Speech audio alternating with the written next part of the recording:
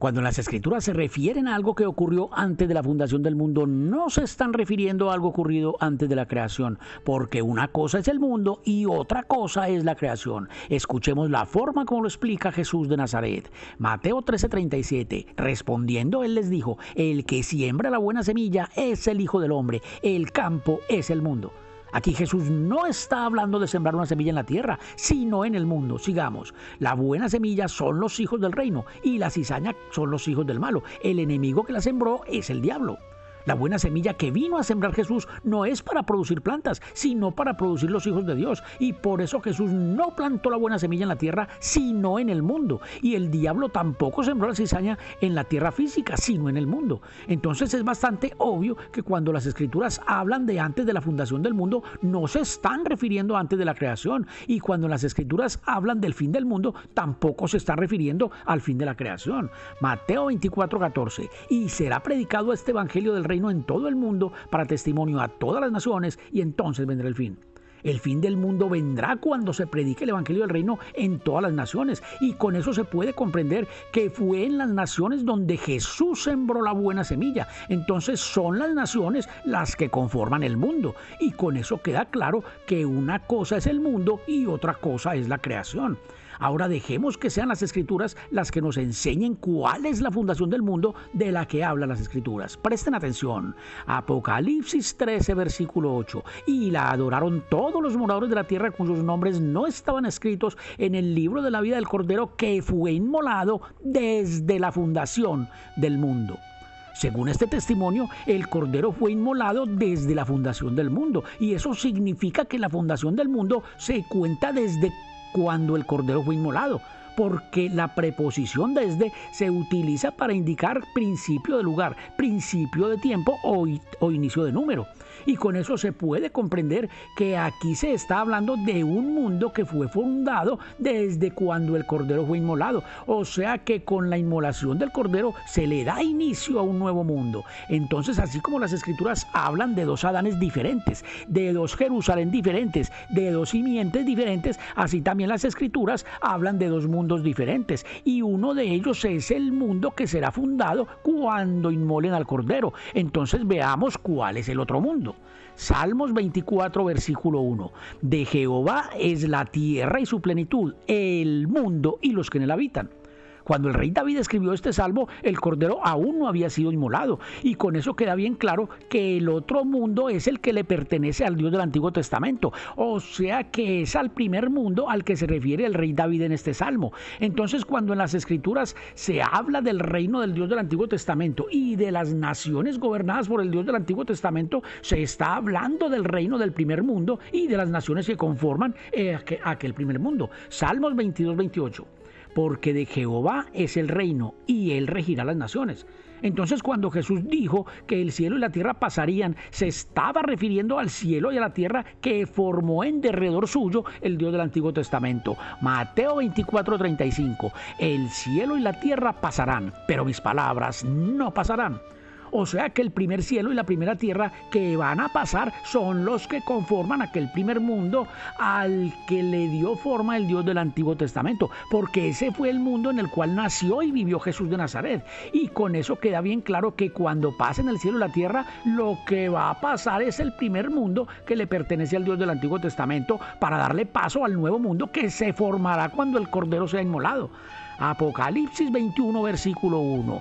Vi un cielo nuevo y una tierra nueva, porque el primer cielo y la primera tierra pasaron. Entonces lo que vio el apóstol Juan cuando vio el nuevo cielo y la nueva tierra fue al nuevo mundo. Y con eso se puede comprender que cuando Jesús dijo que él no era de este mundo, se estaba refiriendo al mundo en el cual él vivió y que estaba... Repito. Y con eso se puede comprender que cuando Jesús dijo que él no era de este mundo, se estaba refiriendo al mundo en el cual él vivió y el cual estaba destinado a perecer. Escuchen Juan 8:23, y les dijo: vosotros sois de abajo, yo soy de arriba, vosotros sois de este mundo, yo no soy de este mundo. Cuando Jesús les dice a los judíos que ellos son de abajo y que Él es de arriba, lo que está diciendo Jesús es que el mundo de ellos es terrenal y en cambio su mundo es celestial. Esta es la gran diferencia que existe entre los dos mundos. Y entonces cuando en las Escrituras se habla de la fundación del mundo, se está hablando de la fundación de un mundo celestial en la tierra. Y cuando en las Escrituras se habla de antes de la fundación del mundo, se está hablando del tiempo en el cual está vigente el mundo terrenal. Y ese mundo terrenal es el mundo que Jesús acusa de aborrecer a quienes guardan su palabra. Juan 17:14. Yo les he dado tu palabra y el mundo los aborreció, porque no son del mundo como tampoco yo soy del mundo. El mundo que aborrece a quienes guardan la palabra de Jesús de Nazaret es el mundo que adora al Dios del Antiguo Testamento. Por eso los que hoy están divulgando la verdad que trajo Jesús son rechazados por los que permanecen en el judeocristianismo. Y con eso se puede comprender que quienes adoran al Dios del Antiguo Testamento son los que conforman el mundo al cual dijo Jesucristo no pertenecer. Y los que guardan la palabra de Jesús de Nazaret tampoco pertenecen al mundo terrenal que formó el Dios del Antiguo Testamento, porque así se lo dijo Jesús al Padre mientras rogaba por ellos. Versículo 15. No ruego que los quites del mundo, sino que los guardes del mal. No son del mundo, como tampoco yo soy del mundo. Jesús le ruega al Padre cuidar de quienes guardan su palabra, porque quienes guardan la palabra de Jesús ya no pertenecen al mundo que adora al Dios del Antiguo Testamento, sino al nuevo mundo que se inicia desde la inmolación del Cordero. Versículo 22. La gloria que me diste yo les he dado, para que sean uno, así como nosotros somos uno, yo en ellos y tú en mí, para que sean perfectos en unidad. Aquí Jesús está diciendo que Él entregó las enseñanzas del Padre para que aquellos que las guarden sean uno solo con Él y con el Padre. O sea que son las enseñanzas de Jesús las que conformarán una perfecta unidad entre Jesús, el Padre y los que guarden su palabra. Versículo 23. Para que el mundo conozca que tú me enviaste y que los has amado a ellos como también a mí me has amado. Son las enseñanzas de Jesús las que dan a conocer al Padre, y el Padre amará a quienes le conozcan por medio de Jesús, y aquellos amados por el Padre son los que integran el nuevo mundo. Versículo 24. Padre, aquellos que me has dado, quiero que donde yo estoy también ellos estén conmigo, para que vean mi gloria que me has dado, porque me has amado desde antes de la fundación del mundo. Aquí Jesús le pide al Padre que le permita llevar a los suyos a donde Él estará, para que los suyos vean la gloria que el Padre le ha dado en aquel lugar, demostrándole todo lo que lo ha amado desde antes de la fundación del mundo. Y entonces el lugar a donde Jesús le pide al Padre que le permita llevar a los suyos para que vean su gloria es al día postrero, porque fue al día postrero a donde Jesús prometió llevar a quienes creyeran en Él. Presten atención. Juan 6:38. Porque he descendido del cielo no para hacer mi voluntad, sino la voluntad del que me envió. Y esta es la voluntad del Padre, el que me envió, que de todo lo que me diere no pierda yo nada, sino que lo resucite en el día postrero. Y esta es la voluntad del que me ha enviado, que todo aquel que vea al Hijo y cree en Él tenga vida eterna, y yo le resucitaré en el día postrero. Si Jesús prometió resucitar en el día postrero a quienes creyeran en Él, es porque la fundación del mundo celestial será en el día postrero. Con eso es fácil comprender que con todos los que creen en Jesús de Nazaret se le dará inicio a un mundo con todos los que guardan las enseñanzas que Jesús trajo del cielo. Y ese será un nuevo mundo y absolutamente diferente al primer espantoso mundo que formó el Dios del Antiguo Testamento, enseñando a tomar venganzas, a robar, a matar y a cometer toda clase de injusticias. Y también queda muy claro que la fundación del mundo de la que hablan las Escrituras sucederá en el día que las Escrituras definen como el día de Jesús de Nazaret. Filipenses 1:6. Estando persuadido de esto, que el que comenzó en vosotros la buena obra la perfeccionará hasta el día de Jesucristo. El día de Jesús de Nazaret es el día del Señor. Y entonces cuando en las Escrituras se habla de los que fueron perfeccionados antes de la fundación del mundo, aquellos fueron perfeccionados antes del día del Señor. Presten atención. Efesios 1, versículo 3. Bendito sea el Dios y Padre de nuestro Señor Jesucristo, que nos bendijo con toda bendición espiritual en los lugares celestiales en Cristo, según nos escogió en Él antes de la fundación del mundo, para que fuésemos santos y sin mancha delante de Él. Ahora ya podemos comprender que los que fueron escogidos en Cristo antes de la fundación del mundo fueron escogidos antes del día del Señor y no antes de la creación del mundo, como lo enseñan en las iglesias. Y estos serán los santos que se presentarán sin mancha delante del Señor para darle forma a un nuevo mundo que será amado por Dios. Escuchen, Juan 3:16, porque de tal manera amó Dios al mundo que ha dado a su unigénito Hijo para que todo aquel que en él cree no se pierda, mas tenga vida eterna. El mundo que Dios ama y por el cual ha dado a su Hijo es el mundo que será fundado en el día del Señor, porque ese será un mundo lleno del conocimiento del Padre, pues en aquel mundo nuevo estarán los que Jesús prometió resucitar, los que el apóstol Pablo dijo que serían arrebatados, los escogidos que reinarán con Cristo 1000 años y todos los que aman a Jesús de Nazaret. Pero los que aman a Jesús no son los que solo lo dicen, sino los que guardan sus mandamientos. Juan 14, versículo 15. Habla Jesús de Nazaret. Si me amáis, guardad mis mandamientos. Con esto queda inmensamente claro que el mundo que Dios amó y por el cual dio a su unigénito Hijo es el mundo que se formará desde cuando el Cordero sea inmolado, y no el envilecido mundo que el Dios del Antiguo Testamento llenó de ladrones, de asesinos, de guerras y de toda clase de criminales, donde lo único que cuenta es el amor por las riquezas, porque ese es el mundo que se tiene que terminar.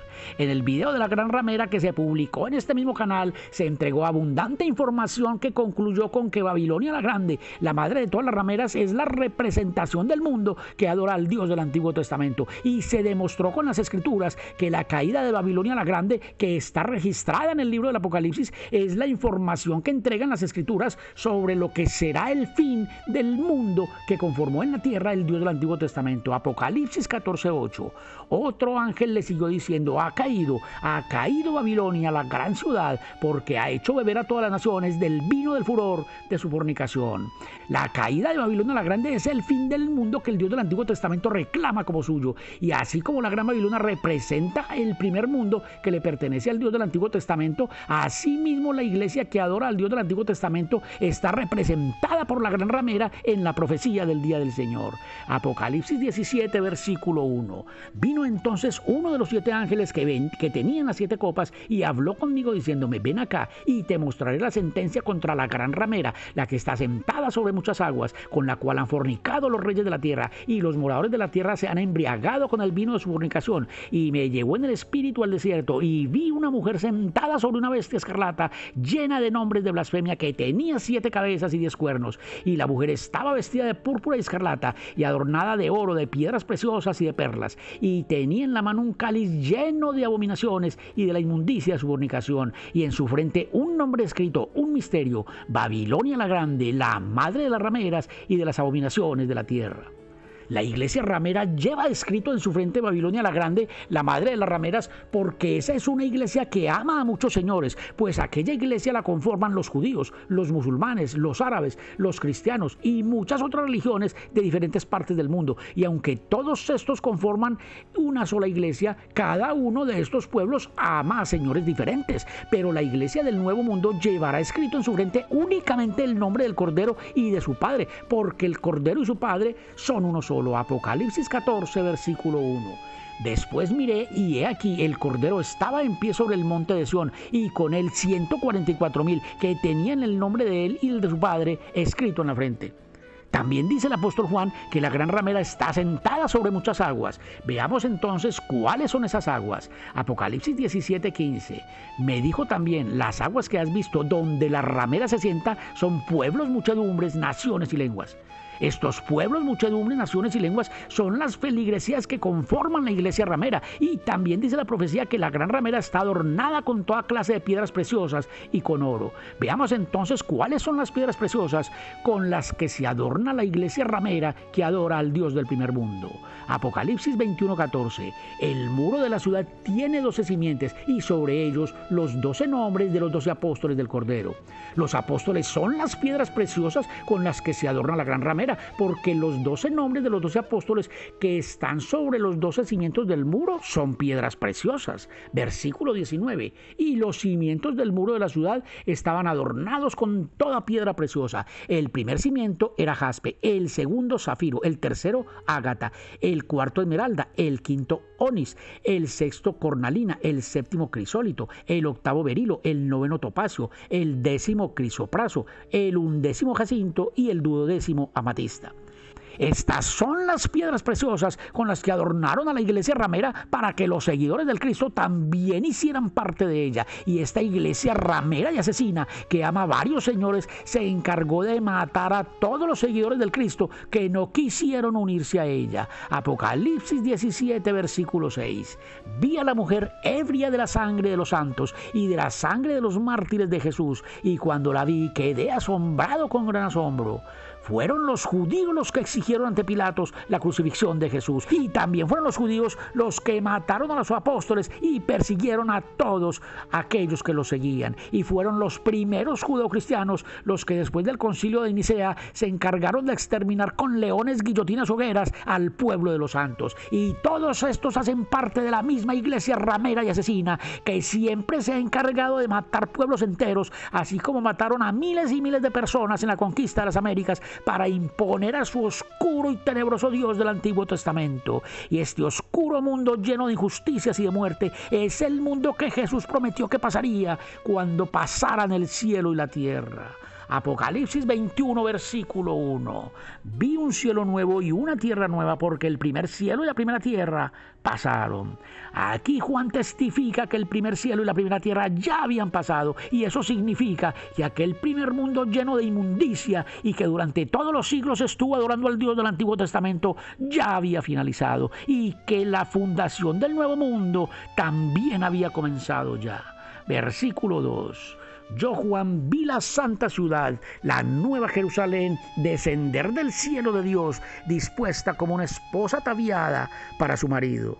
Así como la caída de la Gran Babilonia es la que representa el fin del oscuro mundo que formó el Dios del Antiguo Testamento, asimismo la nueva Jerusalén que desciende del cielo de Dios es la que representa en la profecía lo que será el nuevo mundo que se fundará en la nueva tierra en el día del Señor. Y si la nueva Jerusalén está dispuesta como una esposa ataviada para su marido, es porque el nuevo mundo comienza ataviado con una iglesia que ama a un solo Señor. Esta es la abismal diferencia entre la iglesia de Jesús de Nazaret, representada como una esposa ataviada para su marido, y la iglesia del Dios del Antiguo Testamento, que está representada por una gran ramera que ama a varios señores y que está llena de inmundicias y de abominaciones, y que es la responsable de la muerte de los mártires de Jesús. Ahora solo nos queda buscar en la profecía del día del Señor cuál es el momento en que se dividen los dos mundos, porque ese es el momento de la fundación del mundo. En el libro del Apocalipsis se menciona un trono donde Jesús de Nazaret prometió sentar con él a quien consiguiera vencer de la misma forma como él había vencido. Presten atención. Apocalipsis 3:21. Al que venciere le daré que se siente conmigo en mi trono, así como yo he vencido y me he sentado con mi Padre en su trono. Aquí Jesús está hablando de dos tronos. En uno se sentó él con su Padre, y en el otro Jesús promete sentar con él a quien consiga vencer así como él venció. Entonces es bastante claro que cuando Jesús se siente en su trono, le dará al vencedor la misma recompensa que él recibió del Padre. Ahora veamos qué es lo que hay que vencer para poder vencer y sentarse en el mismo trono de Jesús de Nazaret. Primera de Juan 5:4. Porque todo lo que es nacido de Dios vence al mundo. Para poder vencer al mundo hay que nacer de Dios. Entonces, para poder sentarse con Jesús de Nazaret en su trono, primero hay que nacer de Dios para poder vencer al mundo. Entonces es bastante obvio que el mundo que hay que vencer es el mismo mundo que venció Jesús de Nazaret. Juan 16:33 habla Jesús de Nazaret. Estas cosas os he hablado para que en mí tengáis paz. En el mundo tendréis aflicción, pero confiad, yo he vencido el mundo. El mundo que el Dios del Antiguo Testamento reclama como suyo es el mundo en el cual nació y vivió Jesús de Nazaret. Y entonces es claro que ese fue el mundo que tuvo que vencer Jesús de Nazaret para poder nacer de Dios. Y ese es el mismo mundo que Jesús prometió que pasaría cuando pasaran el cielo y la tierra. Entonces aquel que consiga vencer el mundo que formó el Dios del Antiguo Testamento se sentará en el trono de Jesús de Nazaret como hijo de Dios. Porque cuando Jesús se sentó en el trono con su Padre, se sentó como hijo de Dios. Presten mucha atención. Apocalipsis 21:5. Y el que estaba sentado en el trono dijo: he aquí yo hago nuevas todas las cosas. Y me dijo: escribe, porque estas palabras son fieles y verdaderas. Y me dijo: hecho está, yo soy el alfa y el omega, el principio y el fin. Al que tuviere sed, yo le daré gratuitamente de la fuente del agua de la vida. El que venciere heredará todas las cosas, y yo seré su Dios, y él será mi hijo. En esta parte de la profecía no solo se ratifica que el vencedor se sentará en el trono con Jesús de Nazaret como hijo suyo, sino que aquí también se revela que el nuevo Dios que está sentado en el trono es Jesús de Nazaret. Porque fue Jesús de Nazaret quien hizo la promesa de sentar con él en su trono a quien consiguiera vencer. Ahora veamos el momento en que la profecía revela quién fue el que consiguió vencer. Apocalipsis 5, versículo 1. Y vi en la mano derecha del que estaba sentado en el trono un libro escrito por dentro y por fuera, sellado con 7 sellos. Y vi a un ángel fuerte que pregonaba a gran voz: ¿quién es digno de abrir el libro y desatar sus sellos? Y ninguno, ni en el cielo, ni en la tierra, ni debajo de la tierra, podía abrir el libro, ni aún mirarlo. Y lloraba yo mucho, porque no se había hallado a ninguno digno de abrir el libro, ni de leerlo, ni de mirarlo. Y uno de los ancianos me dijo: no llores. He aquí que el león de la tribu de Judá, la raíz de David, ha vencido para abrir el libro y desatar sus 7 sellos. Aquí tenemos al único que consiguió vencer, y con eso queda inmensamente claro que cuando llegó el día del Señor, solo uno consiguió nacer de Dios. Por eso lloraba el apóstol Juan, porque en ese momento comprendió que todos los martirios que ellos habían soportado en la antigüedad para proteger el evangelio del reino que vino a predicar Jesús no había servido para nada, porque ninguno había conseguido nacer de Dios, excepto el león de la tribu de Judá. Por eso les dije en el video de los hijos de Dios que una cosa es conocer el camino y otra cosa muy diferente es recorrerlo. El que estaba sentado en el trono había prometido hacer nuevas todas las cosas, y por eso el apóstol Juan vio en el día del Señor un nuevo cielo, una nueva tierra, una nueva Jerusalén. Y ahora la profecía nos está revelando a nosotros un nuevo mundo y un nuevo hijo de Dios. Y como el que está sentado en el trono prometió que quien venciera sería su hijo y heredaría todas las cosas, entonces es bastante sencillo comprender que el nuevo hijo de Dios en el nuevo mundo es el león de la tribu de Judá, porque él fue el único que consiguió vencer, y por eso él es el único que puede abrir el libro y desatar los 7 sellos. Y este conocimiento nos permite encontrar en la profecía al Cordero que fue inmolado desde la fundación del mundo. Abran muy bien sus oídos y también su entendimiento. Versículo 6. Y miré y vi que en medio del trono y de los 4 seres vivientes y en medio de los ancianos estaba en pie un cordero como inmolado, que tenía 7 cuernos y 7 ojos, los cuales son los 7 espíritus de Dios enviados por toda la tierra. Y vino y tomó el libro de la mano derecha del que estaba sentado en el trono. Y cuando hubo tomado el libro, los 4 seres vivientes y los 24 ancianos se postraron delante del cordero. El único que podía tomar el libro de la mano derecha del que estaba sentado en el trono para desatar los 7 sellos era el león de la tribu de Judá, porque el león de la tribu de Judá fue el único que consiguió vencer. Y con eso se puede comprender que el león de la tribu de Judá es el cordero inmolado que tomó el libro de la mano derecha del que estaba sentado en el trono. Entonces, si el león de la tribu de Judá es el nuevo hijo de Dios en el nuevo mundo y también es el cordero del nuevo mundo, entonces el león de la tribu de Judá también será el nuevo Cristo del nuevo mundo. Recordemos que el que estaba sentado en el trono había prometido que el que venciera heredaría todas las cosas, y por eso el que venció heredó todo lo que antes había sido el que ahora está sentado en el trono. Primera de Juan 5:5. ¿Quién es el que vence al mundo sino el que cree que Jesús es el Hijo de Dios? El vencedor sí creyó que Jesús es el Hijo de Dios y por eso pudo vencer al mundo.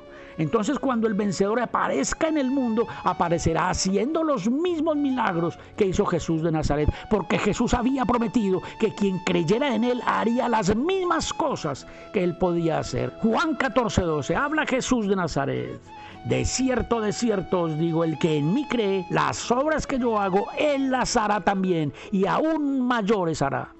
Lo mismo que hizo Jesús lo hará también el único que consiguió vencer, y por eso heredará todos los títulos que antes tenía Jesús de Nazaret. Apocalipsis 21:7, el que venciere heredará todas las cosas, y yo seré su Dios, y él será mi hijo. El Dios de aquel que consiguió vencer es el que está sentado en el trono, y el Hijo del que está sentado en el trono es el único que consiguió vencer. Y estos son el Padre y el Hijo del nuevo mundo, un Padre y un Hijo que vencieron el mundo al que vinieron para fundar un nuevo mundo con una nueva ley de amor y de perdón y con un nuevo mandamiento. Juan 13:34, habla el que está sentado en el trono. Un mandamiento nuevo os doy, que os améis unos a otros como yo os he amado. Este es el mandamiento que regirá el nuevo mundo, y cuando todos guarden este único mandamiento, entonces nadie golpeará la mejilla de otro, nadie le quitará nada a otro, nadie será enemigo de otro, ninguno matará a otro, todos ayudarán a quien lo necesite, todos se perdonarán, y la violencia será cosa del pasado, y la indolencia será cosa del pasado, y robar será cosa del pasado, y las guerras serán cosa del pasado, y las venganzas serán cosa del pasado, y los enemigos serán cosas del pasado. Y el pasado será el Dios del Antiguo Testamento, junto con el mundo que llenó de mandamientos, para después ordenar que ninguno los cumpliera. Porque aquel Dios dijo no matarás, y luego mandaba a matar poblaciones enteras. Dijo no robarás, y luego mandaba a su pueblo a obtener botines, robando ganados y las riquezas de quienes las poseyeran. Dijo no cometerás adulterio, y luego ordenó una carta de divorcio que fomentaba el adulterio. Dijo perdonarás, y luego ordenaba cometer genocidios, donde mandaba no tener piedad ni siquiera con los niños de pecho. Primera de Samuel 15:3. Ve pues, hiere a Amalec y destruye todo lo que tiene y no te apiades de él. Mata a hombres, mujeres y niños, y aún los de pecho. Este es el oscuro mundo que quedará en el pasado, junto con su sanguinario Dios y con sus tenebrosas iglesias, porque el que está sentado en el trono hará nuevas todas las cosas, pero todos deben comprender que el que está sentado en el trono no hará nuevas todas las cosas con sus manos, sino con sus enseñanzas, porque serán las enseñanzas de Jesús de Nazaret las que harán nuevas todas las cosas. Y por eso los que adoran al Dios del Antiguo Testamento no pueden vencer al mundo, porque el Dios del Antiguo Testamento mantiene limitadas a las personas, haciéndoles creer que los hombres son tan solo un montón de carne. Génesis 6:3. Y dijo Jehová, no contenderá mi espíritu con el hombre para siempre, porque ciertamente él es carne, mas serán sus días 120 años. Es obvio que si el vencedor consiguió nacer de Dios fue porque no creyó que el hombre fuera solo carne, como lo dice el oscuro Dios del Antiguo Testamento, y mucho menos creyó que aquel Dios tenebroso que se dedicó a matar los espíritus de los hombres fuera el Padre que envió a Jesús, y por eso consiguió vencer el mundo. Génesis 3:19. Habla el Dios que miente a los hombres. Con el sudor de tu rostro comerás el pan hasta que vuelvas a la tierra, porque de ella fuiste tomado, pues polvo eres y al polvo volverás. El vencedor no creyó en esta campaña de menosprecio hacia los hombres que dejó escrita en su tenebrosa Torá el engañador Dios del Antiguo Testamento. Y quien crea en el menosprecio que escupe sobre las personas el Dios del Antiguo Testamento es porque no le cree a Jesús de Nazaret. Porque si Jesús pidió que los hombres nacieran en el Espíritu, es porque el hombre no es un montón de carne y mucho menos es polvo de la tierra, como lo dice el engañador Dios del Antiguo Testamento. Juan 3:5. Respondió Jesús, de cierto te digo, que el que no naciere de agua y del Espíritu no puede entrar en el reino de Dios. Lo que es nacido de la carne, carne es, y lo que es nacido del Espíritu, Espíritu es. Este es el testimonio que sí creyó el vencedor, y por eso consiguió nacer en el Espíritu como lo pide Jesús de Nazaret. El vencedor tampoco le creyó al engañador Dios del Antiguo Testamento cuando dijo que el hombre estaba limitado a vivir 120 años, porque si aquel vencedor consiguió nacer de Dios, entonces en lo que creyó el vencedor fue en la promesa de la vida eterna que Jesús había entregado para quienes creyeran en él. Juan 5:24. Habla Jesús de Nazaret. De cierto os digo que el que oye mi palabra y crea al que me envió tiene vida eterna. Con estas palabras que salieron de la boca de Jesús de Nazaret se puede comprender que lo que hizo el Dios del Antiguo Testamento con los hombres en el primer mundo fue entenebrecer sus mentes, haciéndoles creer que ellos no eran nada o que ellos eran solo carne o polvo de la tierra.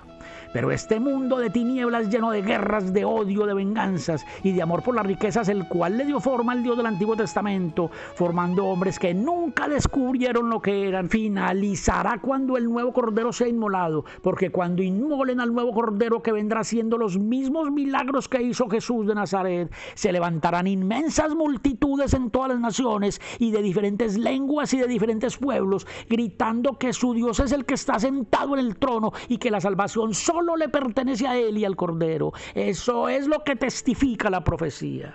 Apocalipsis 7, versículo 9.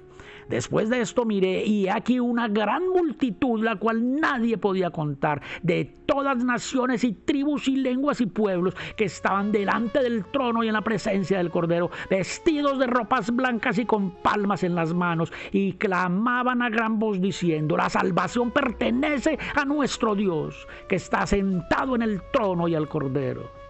Si el apóstol Juan vio a estas multitudes que nadie podía contar, reclamando en todas las naciones y en todas las lenguas que la salvación le pertenece al Dios que está sentado en el trono y al Cordero, es porque en todas las naciones y en todas las lenguas y en todos los pueblos ya habían desechado al espantoso Dios del Antiguo Testamento, y porque ya amaban al nuevo Cordero y sabían quién era el que estaba sentado en el trono. Con todo esto queda inmensamente claro que el único que venció al mundo, así como lo había vencido Jesús de Nazaret, es el Cordero que fue inmolado desde la fundación del mundo. Y también queda bien claro que cuando aparezca un nuevo Hijo de Dios haciendo los mismos milagros que hizo Jesús de Nazaret, también lo matarán los defensores del judaísmo, porque los únicos perjudicados cuando aparezca el nuevo Cordero de Dios serán los defensores del judaísmo.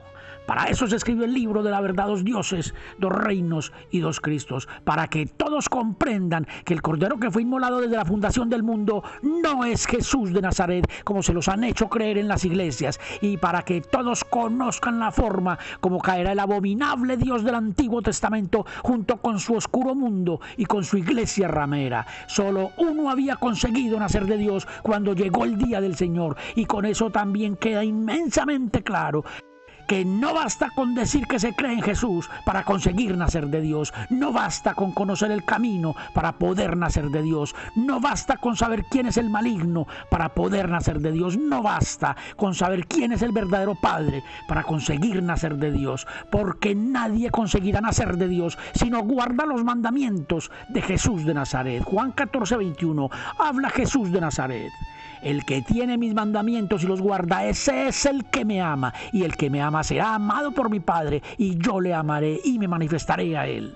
Si Jesús se manifestó en el único vencedor, fue porque el único vencedor aprendió a amar al prójimo como lo pidió Jesús, aprendió a perdonar siempre como lo pidió Jesús, aprendió a poner la otra mejilla como lo pidió Jesús, aprendió a bendecir a quienes lo perseguían como lo pidió Jesús, aprendió a no juzgar a ninguno como lo pidió Jesús, aprendió a no jurar de ninguna manera como lo pidió Jesús, aprendió a ser misericordioso, a ser manso y humilde de corazón, a darle de comer a quien tuviera hambre y a darle de beber a quien tuviera sed, y aprendió a ser perfecto, porque esos son los mandamientos que trajo del cielo Jesús. Mateo 19, 21. Jesús le dijo: si quieres ser perfecto, anda, vende lo que tienes y dalo a los pobres, y tendrás tesoro en el cielo, y ven y sígueme.